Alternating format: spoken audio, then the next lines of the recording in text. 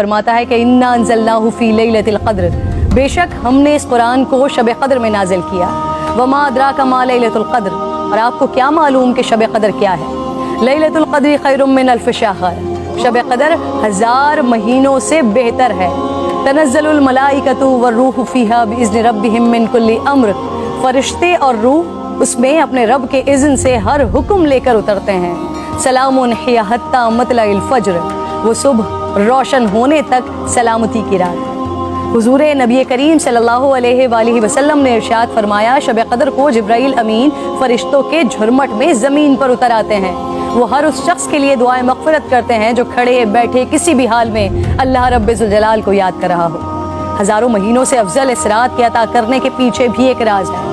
رسول پاک صلی اللہ علیہ وآلہ وسلم کو سابقہ لوگوں کی عمروں پر آگاہ فرمایا گیا، تو آپ نے ان کے مقابلے میں اپنی امت کے لوگوں کی عمر کو کم دیکھتے ہوئے یہ خیال فرمایا کہ میری امت کے لوگ اتنی کم عمر میں سابقہ امتوں کے برابر عمل کیسے کر سکیں گے؟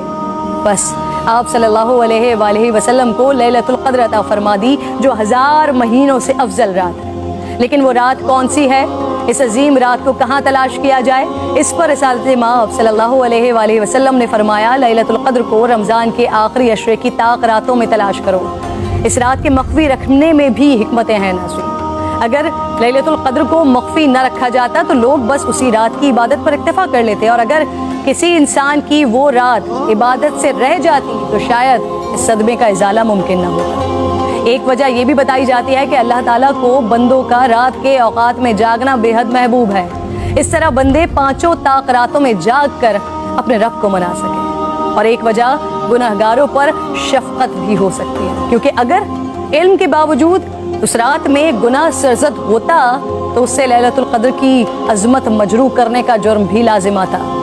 آپ صلی اللہ علیہ وآلہ وسلم نے فرمایا، جس شخص نے شب قدر میں اجر و ثواب کی امید سے عبادت کی، اس کے سابقہ گناہ معاف کر دیا جاتا ہے۔ میری بات ناظرین بہت طویل ہو رہی ہے، میں بس آخر میں آج کی رات تمام مسلمانوں کو حضرت بہلول دانا کا ایک واقعہ سنانا چاہتی ہوں، جس کے بعد شاید کہنے کو پھر کچھ نہیں رہ جاتا۔ ایک دن بہلول بازار میں بیٹھے تھے، کسی شخص نے پوچھا کیا کر رہے ہیں؟ آپ نے فرمایا اللہ رب ذوالجلال اور بندوں کی صلح کروا رہا ہوں۔ اس شخص نے پوچھا پھر کیا بنا؟ آپ نے فرمایا اللہ تو مان رہا ہے، بندے نہیں مان رہے۔ اللہ اکبر۔